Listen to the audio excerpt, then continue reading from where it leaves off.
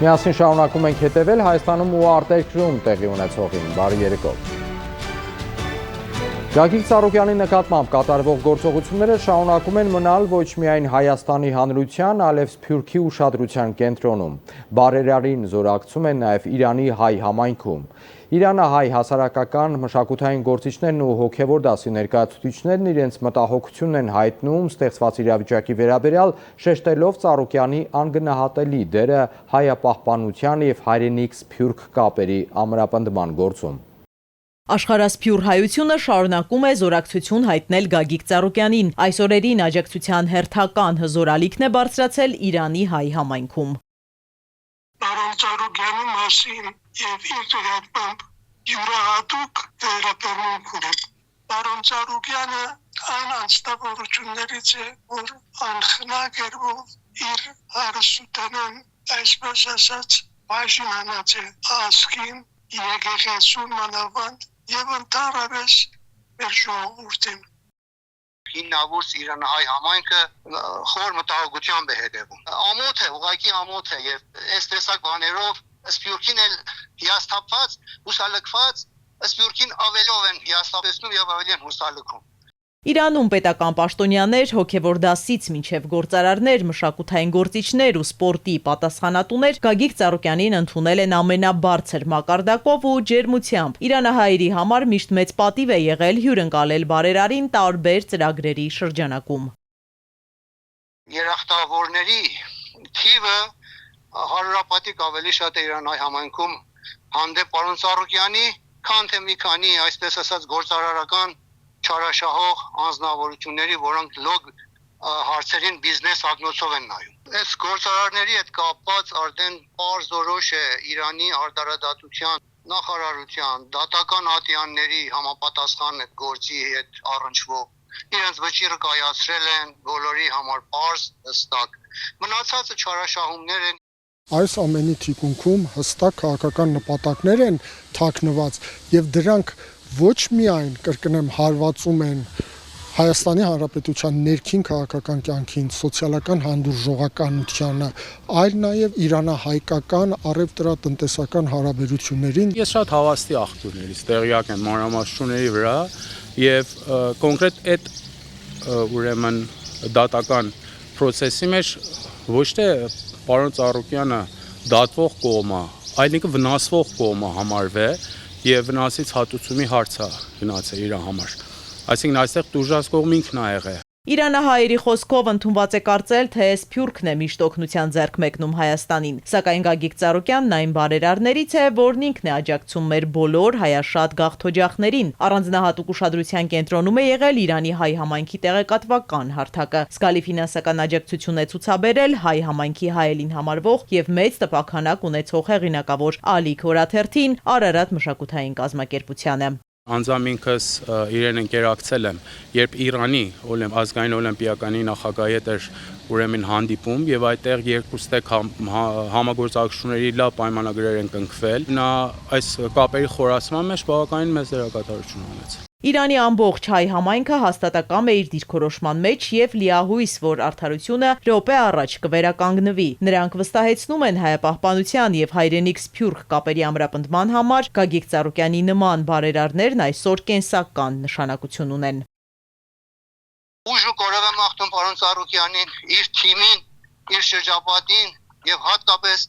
այն բազմահազար աշխատողներին։ Նման, այսպես կոչված, գործեր կարել, նման մասկի շոուեր կազմակերպել, դա անընդունելի է իմ կարծիքով։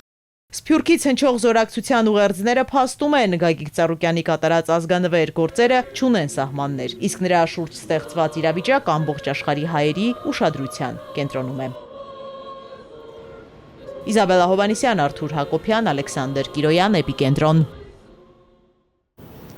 Հայաստանի տարածքային կառավարման և ենթակառուցվածքների նախարար Դավիթ Խուդատյանը Իրանում հանդիպել է այդ երկրի նավթի նախարար Մոհսեն Պակնեժադի հետ։ Երևանը ու Թեհրանը համաձայնության են եկել էներգետիկայի ոլորտում համատեղ աշխատանքային խումբ ստեղծելու շուրջ։ Մեհրի հաղորդմամբ Իրանի նավթի նախարարն ասել է, որ քննարկել են էներգետիկ նախագծերի լայն շրջանակ, այդ թվում երկկողմ առևտրի ընդլայնումը, տեխնիկական և ինժեներական ծառայությունների արտահանումը, վերամշակման գործարանների կառուցումը վերականգնումը եւ նավթամթերքի մատակարարումը Հայաստան։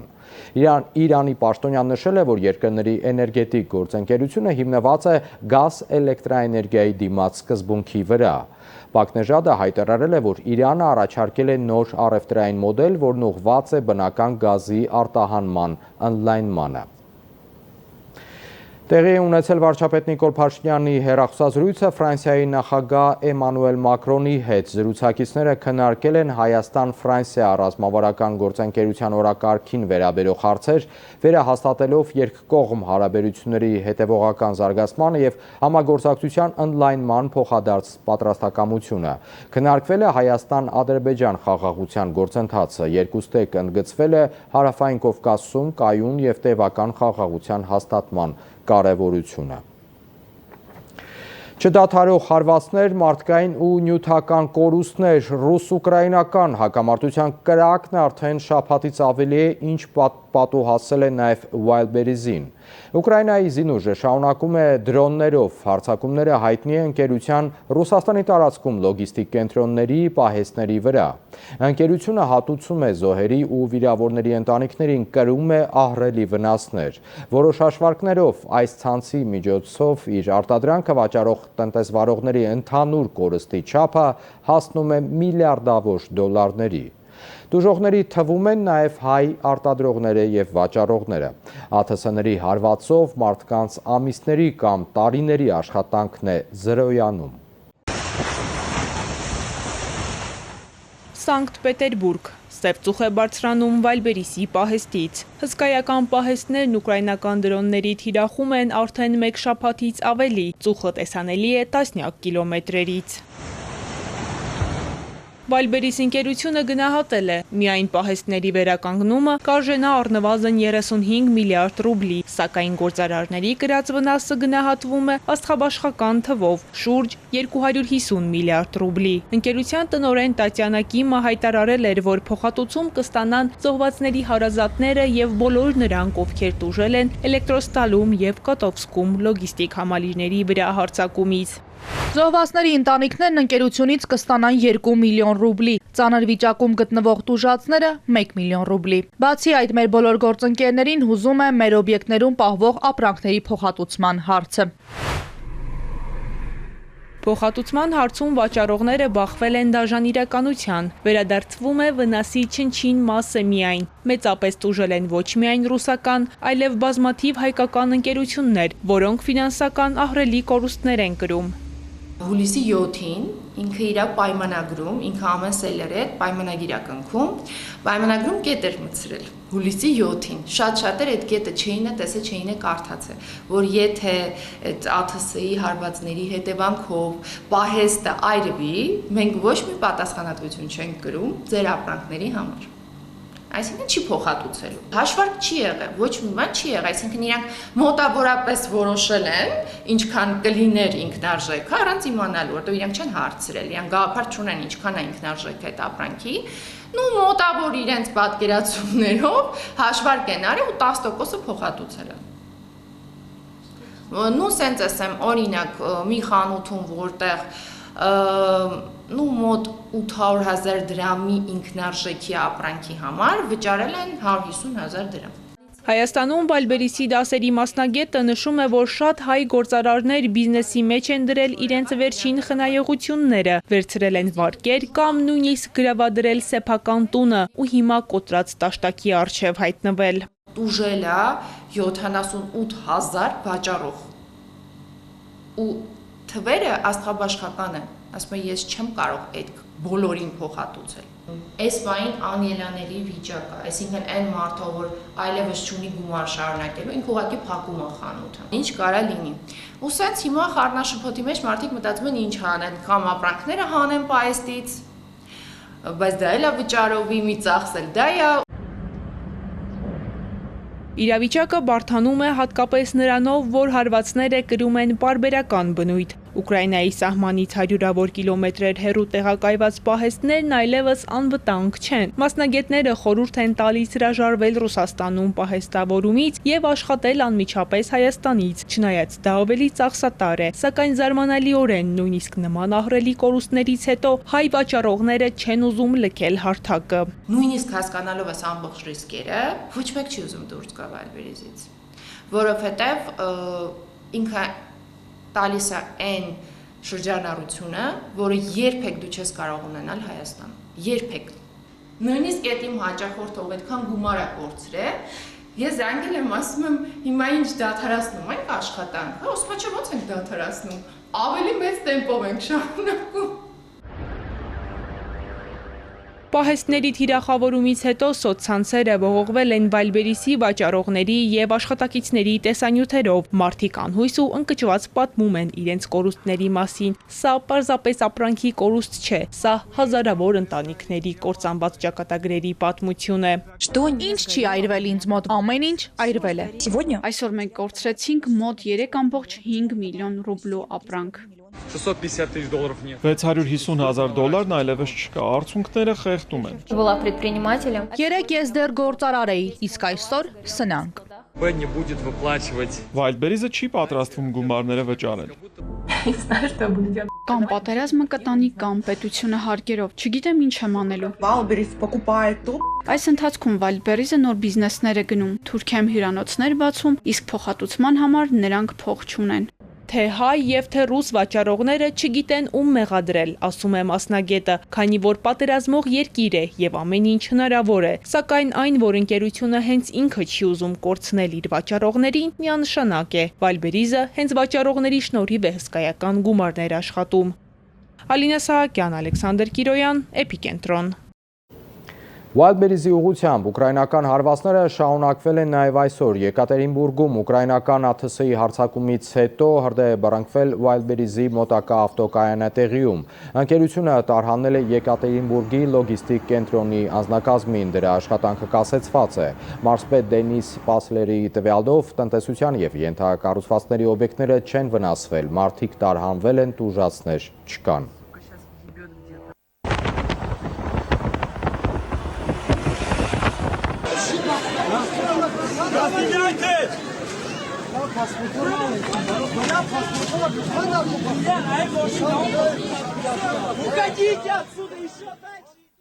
Կիևի մերձակայքում գտնվող զորավարժարանին Ռուսաստանի զինուժի հասցրած հարվածի հետևանքով սպանվել են Ուկրաինայի պետական պահպանության ղեկավարներից մեկը Վալենտինա Սավիցկայան և Ուկրաինայի հատուկ ծառայությունների աշխատակից գնդապետ Էդուարդ Սիրենկոն։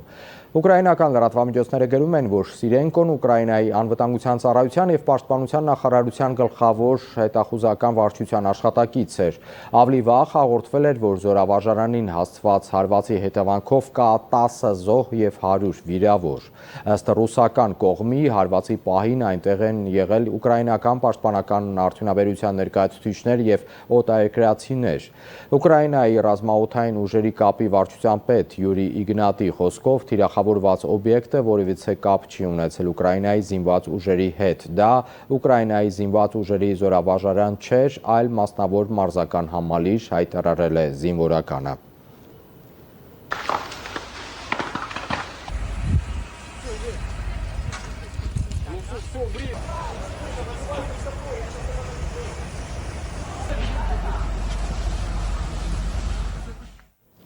Նախորդին Վրաստանն ընկղմված էր խավարի մեջ, 2 օրվա մեջ էլեկտրաէներգիայի երկրորդ մասշտաբային անջատումներ տեղի ունեցել հարևան երկրում, հուլիսի 24-ի գիշերն առանց լույսի էր մնացել գրեթե ամբողջ երկիրը։ Առանց էլեկտրականության էին Թբիլիսին և ևս մի քանի քաղաքներ, այդ թվում Օզուրգեթին, Փոթին և Ռուստավին, դադարեցվել էր մետրոյի աշխատանքը և գնացքների երթևեկությունը։ Վրաստանի մայրաքաղաքի որոշ շրջաններում ջրամատակարարման խնդիրներ էին առաջացել պոմպակայանի էլեկտրազրկման պատճառով։ Որպես անջատման պատճառ նշվում են անսարքությունները Էնգուրի հեկում, որը վրաց-աբխազական սահմանին է։ Վրաստանն ու Աբխազիան կիսում են էլեկտրաէներգիան 60 և 40% հարաբերակցությամբ։ Վրացական լրատվամիջոցները այսօր հայտնել են, որ երկրի ամբողջ տարածքում էլեկտրամատակարարումն արդեն լիովին վերականգնվել է։ Սպիտակ տան թղթակիցների ասոցիացիայի ընթրիքը, որը 3 ամիս առաջ հանկարծակի ընդհատվել էր կրակոցների պատճառով, կրկին վերադարձել է Վաշինգտոն։ Հյուրերը նախագահ Թրամփին դիմավորել են ծափահարություններով։ Ավելի փոքր ձևաչափով կազմակերպված ընթրիքը անցկացվել է անվտանգության ուժեղացված միջոցառումների պայմաններում։ Հյուրերը նախքան դահլիճ մտնելը անցել են ստուգման խիստ ընթացակարգերով։ Թրամփը կատակել է ընթրիքը երկրորդ անգամ կազմակերպելու վերաբերյալ, ասելով երկրորդ անգամը միշտ ավելի լավն է, ճիշտ այնպես ինչպես իմ նախագահությունը, երրորդ անգամն էլ ավելի լավը կլինի։ But just like my presidency, the second time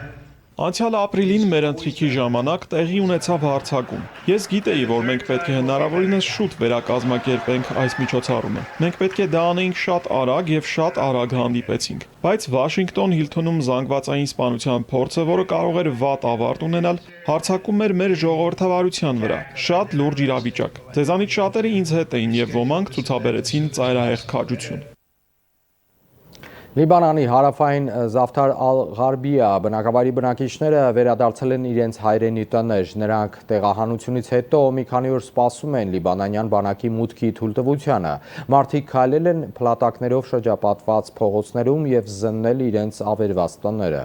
Բնակավայրում հիմա լիբանանյան բանակի մեքենաներն են։ Լիբանանի ազգային լրատվական գործակալությունը հայտնել է, որ բանակի աջակցությամբ բնակիչներին թույլատրվել է մուտք գործել տարածք միայն արևմտյան եւ հյուսիսային թաղամասերում իրենց տները զննելու համար, դեռևս առանց բնակվելու թույլտվության։ Բնակիչներին թույլ չի տրվել մուտք գործել Իսրայելի օկուպացրած Զավթար ալ-Ղարբիա քաղաքին հարակից թաղամասեր։ Շտապօգնության բրիգադները բնակավայրում աշխատելու ընթացքում 3 դի են դուրս բերել։ Զավթար ալ-Ղարբիան համարվում է առաջին փորձնական գոտին Լիբանանից իսրայելական ուժերի դուրսբերման համաձայնագրով։ Լիբանանյան բանակը երեքշաբթի օրվանից սկսել է տեղակայվել այնտեղ բնակիչների վերադարձին նախապատրաստվելու համար։ Այդ օրը նաև երկրի վարչապետն էր այցելել բնակավայրը եւ փլատակների մեջ տեղադրել Լիբանանի դրոշը։ Ամերիկայի Միացյալ Նահանգների հովանու ներքո ձեռք բերված համաձայնագրով Լիբանանի բանակն աստիճանաբար կստանձնի երկրի հարավային շրջանների վերահսկողությունը իսրայելական ուժերի փուլային դուրսբերման դիմաց։ Սպասվում է, որ լիբանանյան բանակը լրացուցիչ ուժեր կտեղակայի հարավում կապամոնտաժի Հեզբալլահի ռազմական ենթակառուցվածքները եւ կկանխի խմբավորման վերադարձը այդ տարածք։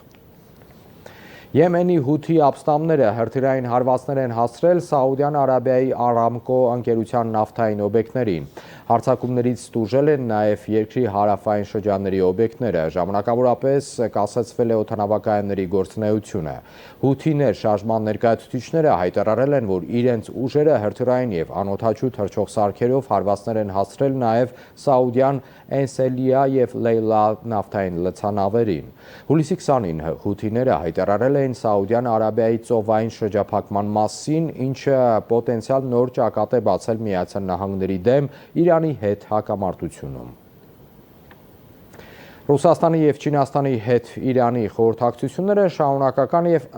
անընդհատ բնույթ են կրում, հայտարարել է Աբբաս Արաղչին։ Իրանի արտգործնախարարը իր չինացի գործընկերոջ հետ քննարկել է նաեւ միջնորդ հանդիսացող Պակիստանի նախաձեռնություններն ու առաջարկները։ Իրանն ապացուցել է, որ չի ընկճվի ամերիկյան ճնշումների առջև։ Մենք չենք վախենում սպառնալիքներից եւ չենք ենթարկվում ճնշումներին, ասել է Արաղչին։ Նախարարը վստահեցրել է, որ Թեհրանը շարունակելու է իր քաղաքական գիծն այնքան ժամանակ, քանի դեռ իրանցի ժողովրդի նպատակներն ու օրինական պահանջները չեն իրականացվել։ Սիրիայում Դեր Ez-Զոր Դամասկոս ճանապարհին 2 ուղևորատար ավտոբուսների բախման հետևանքով 35 մարդ զոհվել է, 30-ը վիրավորվել։ Պետական ՍԱՆԱ լրատվական գործակալությանը հայտնել է առողջապահության նախարարության պաշտոնյան։ Բախվել են Սիրիայի ներքին անվտանգության ուժերի անդամներին տեղափոխող ավտոբուսը եւ քաղաքացիական ուղևորատար ավտոբուսը։ Փրկարարները շտապել են դեպքի վայր եւ սկսել հիվանդանոց տեղափոխել վիրավորներին, տարհանմանը միացել են նաեւ ռազմական ուղղաթիռները։ الله أكبر الله أكبر Իսպանիայի հրշեջները շարունակում են անհավասար պայքարը անտառային հրդեհների դեմ, որոնք ամենաավերիչն են վերջին տարիների ընթացքում։ Պաշտոնական տվյալների համաձայն հուլիսի 22-ի դրությամբ Իսպանիայում այրվել է գրեթե 120,000 հեկտար տարածք։ Ամսվա սկզբին Ալմերիայում անտառային հրդեհները խլել էին 13 մարդու կյանք։ Երկրում հայտարարվել է արտակարգ դրություն, հուլիսի 24-ի դրությամբ Մադրիդի և Ավիլայի տարածքում ավելի քան 80,000 մարդ լքել է տները, իսկ ավելի քան 6,000 հեկտար տարածք այրվել է։ Անտառային հրդեհներից փախչող ընտանիքներն իրենց ընտանի կենդանիների հետ գնում են արտակարգ ապաստարաններ։ Տարհանվածները ժամանակավոր կացարաններում տեղավորվում են կատուների, շների և այլ կենդանիների հետ, իսկ կամավորները նրանց համար պատրաստում են մահճակալներ։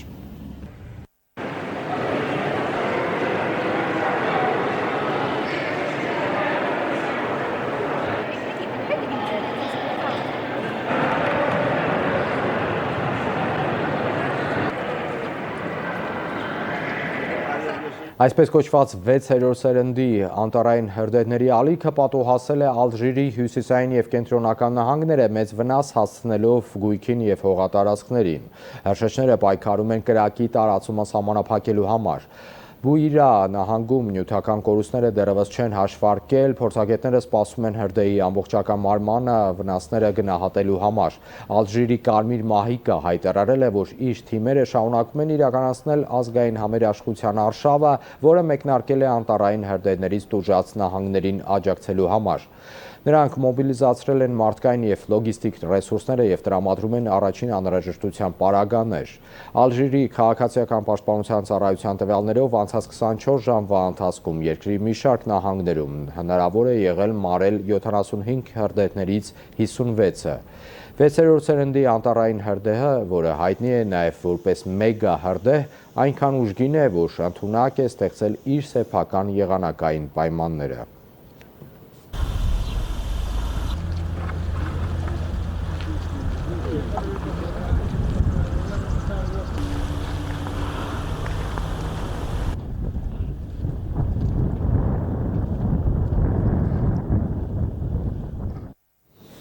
SpaceX ընկերության Starship տիեզերանավը գրեթե կատարյալ է իրականացրել իր 13-րդ փորձնական թռիչքը, տիեզերք ուղարկելով նոր սերնդի Starlink արբանյակների խմբականակը, որից հետո կատարել է իր պատմության մեջ ամենահաջող փափուկ վայրէջքը Հնդկական օվկիանոսում։ Starship հսկա հրթիռը արձակվել է Տեխասում գտնվող SpaceX-ի Starbase տիեզերակայանից։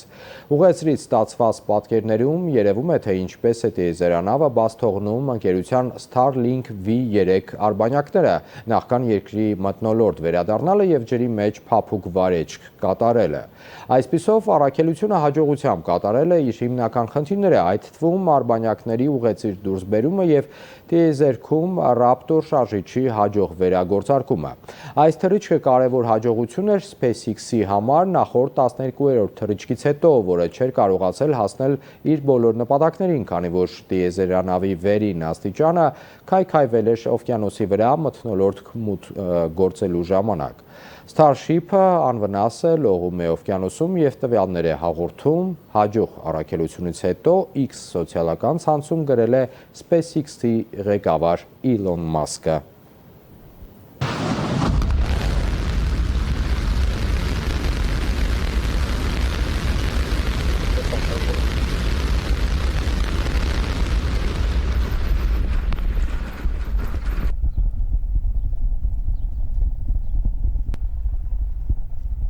The booster now doing its boost back burn. It looks like we lit all 33 initially. Now we're down to out here. We could see these Starlink V3s continuing to pop out with deployment assisted by.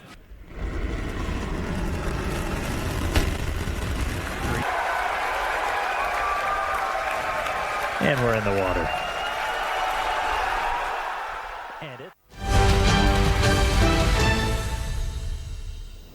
Դժբախտ պատահականություն, թե հանցավոր անգործության հետևանք։ Երևանում Եղվարդի խճուղու հատվածներից մեկում վտանգավոր չորացած ծառի մասին քաղաքացիները իրազեկել էին պատկան մարմիններին։ Ահազանգը այդպես էլ անտեսված էր մնացել, և հուլիսի 11-ին հաստաբուն ծառը ընկավ ընթացող մոպեդի և մի ավտոմեքենայի վրա։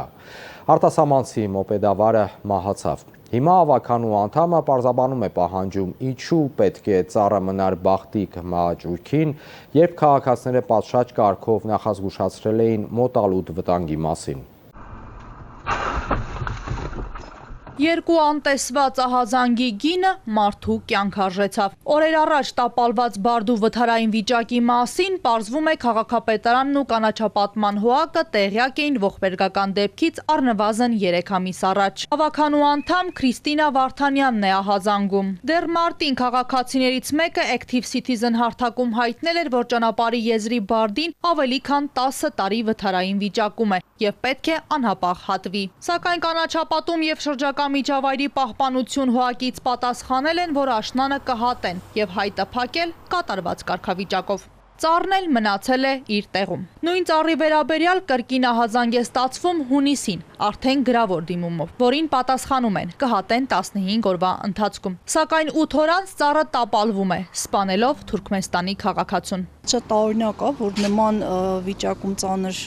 երկարատև չոր մանավանդ բարդի տեսակը համարել են, որ վթարի համար վտանգավոր չի եւ կգան աշնանը կկտրեն։ Չոր ծառը կանգուն ուրեմն փողոցում միշտ էլ վտանգ իրենից ներկայացնում է առավել եւս բարդի ծառատեսակը, բարձր ծառը չոր եւ երկար տարիներ չոր վիճակում է եղել, դրա համար էլ քաղաքացին, ում հետ ես կապ հաստատեցի եւ մենք սկսեցինք զրուցել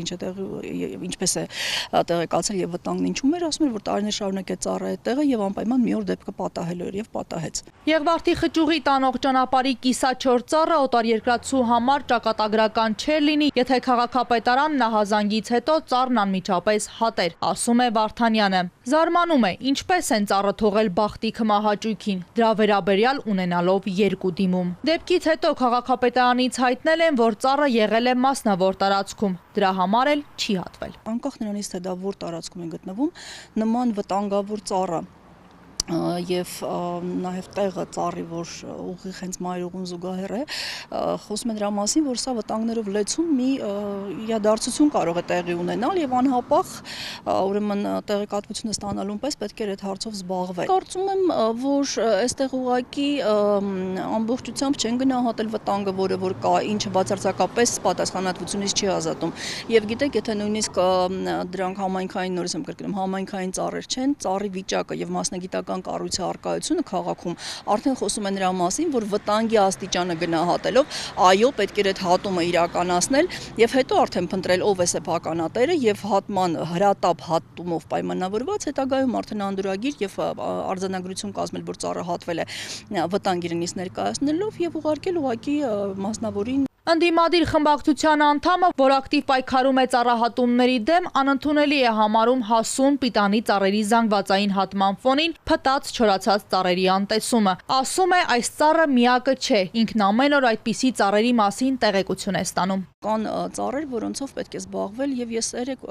ինձ քաղաքացիները ուղարկել էին նկարներ Մալաթիա Սեբաստիա վարչական շրջանից, այգիա, որտեղ մի քանի ուրեմն բարդիներ են չոր, ոչ թե մեկ ծառ։ Ինչին ենք սպասում ենք հիմա էլ շուրգա երեխաներին, գրած էր, որ երեխաների անընդհատ հատվածում է մանկական խաղահրապարակը եւ այլն եւ այլն։ Ուղղակի զբոսնեք Երևանով դուք կտեսնեք տասնյակ, եթե ոչ հարյուրավոր չոր ծառեր եւ անհասկանալի է ինչով է պայմանավորված նման քանակի չոր ծառերի արկայություն, հասուն ծառերի մասին է խոսքը Երևանում, ինչը քաղաքի համար իրականում շատ մեծ խնդիրներ է առաջացնելու։ Գործիքները կան, թող գործիքներով ստուգեն եւ նայեն, տեսնեն, որ ծառերն է պետք հատել, այլ ոչ թե զանգվածաբար ուղղակի փողոցի երկայնքով բոլոր ծառերը հատեն։ Թուրքմենստանի քաղաքացու մահվան դեպքով քրեական գործ է հարուցվել պաշտոնեական անփութության հոդվածով։ Եվ երկրի տարածքում էլեկտրամատակարարման անջատումների ժամանակացույցի մասին։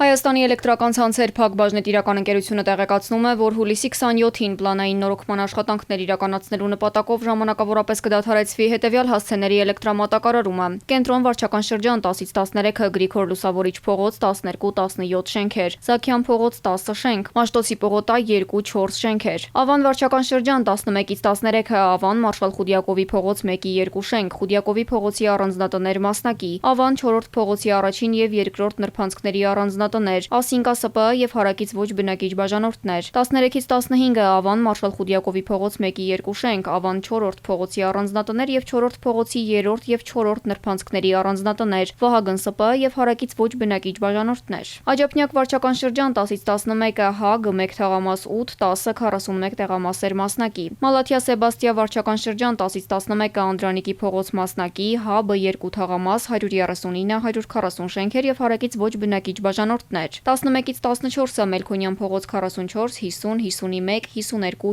52-ի 1 շենքեր եւ հարակից ոչ բնակիչ բաժանորդներ, Էրեբունի վարչական շրջան 10-ից 12-ը Տիգրան Մեծի փողոտ 61, 63 շենքեր եւ հարակից ոչ բնակիչ բաժանորդներ, Արագածոտնի մարզ 11-ից 16-ը Փարպի, Ղազարավան եւ Բազմախպյուր գյուղերն ամբողջությամբ, Արարատի մարզ 11-ից 12-ը Վեդի քաղաք, Կասյան, Սիմոնյան, Ավդալյան, Գասպարյան, Մելքոնյան, Պուշկինի, Իսահակյան, Արարատյան, Արցախի, Չարենցի, Գնունի, Խաչատրյան, Շիրազի, Սայաթ-Նովայի, Շահումյան, Սևակի, Նարդոսի, Մաշտոցի, Մուրացան, Կամոյի, Արմեն Բազոյան, Մարատ Խաչատրյան, Սազայի Նիկողոսյան, Արտակ Բարսեղյան, Արամ Եղյան, Գետապնյա, Անտարային տնտեսության փողոցներ մասնակի, 11-ից 12:30-ը Ջրաշեն գյուղ մասնակի, 11-ից 13-ը Ազատաշեն, Արբաթ, Գեղանիստ, Գետապնյա գյուղեր, Արգավանդ, Խաչփար եւ Ղուկասավան գյուղեր մասնակի, 11-ից 14-ը Արալես գյուղ մասնակի, 13-ից 15:30-ը Արտաշատ քաղաք, Աբովյան, Խաչատրյան, Աղայան, Իսահակյան, Միասնիկյան, Օգոստոսի 23-ի փողոցներ մասնակի, Վայոց Ձորի մարզ 11-ից 13:30-ը Շատին գյուղ մասնակի, Կոտայքի մարզ 11-ից 17-ը Հրազդան քաղաք, Միկրոշրջան թաղամաս, թիվ 2-ից 65 շենքեր, Բելովո հոլ հանդիսությունների սրահ, թիվ 4-9 մսուր մանկապարտեզներ, թիվ 9-12 դպրոցներ, Գլխավոր արխիվի Հրազդանի մասնաճյուղ, Ջրարատ թաղամաս մասնակի եւ հարակից ոչ բնակիչ բաժանորդներ, Խասաղ գյուղ մասնակի եւ հարակից ոչ բնակիչ բաժանորդներ, Ծովունի համայնքի 34, 35, 36, 37 փողոցների բաժանորդներ, Պարույր Սևակի, Արաբկիրի եւ Ավետիսյան փողոցներ մասնակի, Կարագին Նժդեհի փողոց 1, 3, 5, 9, 9-ի 1 շենքեր, Վազգեն Սարգսյան փողոց 5, 7, 9 շենքեր, Վազգեն Սարգսյան փողոցի առաջին փակուղի, Սեթրակ Ջալալյան, Հարությունյան, Կարեն Դեմիրճյան, Շիրազի, Խաչանովի եւ Վահան Տերյան փողոցներ, Գեղարքունիքի մարզ 9:30-ից 13:30-ը Ճամբարակ համայնք, Գետիկ, Մարտունի գյուղեր, Էրիկ Փհեկ եւ հարակից ոչ բնակիչ բաժանորդներ, 11-ից 15-ը Գավառ քաղաք մասնակի, Գեղարքունիքի մարզ պետարան, ԱԱԾ-ծառայություն, Քնչական կոմիտե, Գավառի շուկա, ՎՏԲ Հայաստան բանկ ՓԲ, Գավառի մարզադպրոց ՀՕԱԿ, Գավառի դրամատիկական թատրոն, Ագբաբանկ ԲԲ, Արանան ՍՊ, Հայեկոնոմբանկ ԲԲ, Դելյուքս, Լիո գեղեցկության սրահներ, Գավառի ոստիկանություն, Դատարան, Գեղարքունիքի մարզային ոստիկանություն, Գավառի պետական բժշկական քոլեջ, Գավառի զինկոմիսարիատ, Քյավառ հեռուստատեսություն ԲԲ, Արաբկիր բժշկական համալիր, Բոշնաղյան, Սայադյան, Նալբանդյան, Սայաթ-Նովայի ազատության փողոցներ մասնակի հատվածի առանձնատներ, 14-ից 14:30-ը Դպրապակ գյուղ մասնակի եւ հարակից ոչ բնակիչ բաժանորդներ, 14:30-ից 15-ը Անտառամեջ գյուղն ամբողջությամբ, 15-ից 15:30-ը Ձորավանք գյուղն ամբողջությամբ, 14-ից 14:30-ը Դրախտիկ գյուղ առաջին փողոց մասնակի եւ հարակից ոչ բնակիչ բաժանորդներ, 14:30-ից 15-ը Դրախտիկ գյուղ երրորդ փողոց մասնակի եւ հարակից ոչ բնակիչ բաժանորդներ, 15-ից 15:30-ը Դրախտիկ գյուղ 6-րդ փողոց մասնակի եւ հարակից ոչ բնակիչ բաժանորդներ, Տավուշի մարզ 11-ից 14-ը Ենոքավան գյուղ եւ հարակից ոչ բնակիչ բաժանորդներ, 11-ից 15-ը Նավուր, Իծակար, Չինչին գյուղեր եւ հարակից ոչ բնակիչ բաժանորդներ, Լոռու մարզ 11-ից 15-ը Սարահարթ, Գոգարան գյուղեր, Գեղասարի հանգստյան գոտի, Նովոսելցովո, Սարատովկա գյուղեր եւ Տաշիր հեկ, Սպառած էլեկտրաէներգիայի անջատումների, ձեր իրավունքներին կամ պարտականություններին վերաբերող, ինչպես նաեւ այլ հարցերի առնչությամբ կարող եք զանգահարել 180 եւ 080 շուրջօրյա գործող հեռախոսահամարներով։ Հայաստանի էլեկտրական ցանցեր ընկերությունը հորդորում է հետևել էլեկտրաանվտանգության կանոններին։ Միասին ենք հետևում Հայաստանում ու արտերկրում տեղի ունեցողին։ Ես Դավիթ Հաղաբեկյանն եմ, առայժմ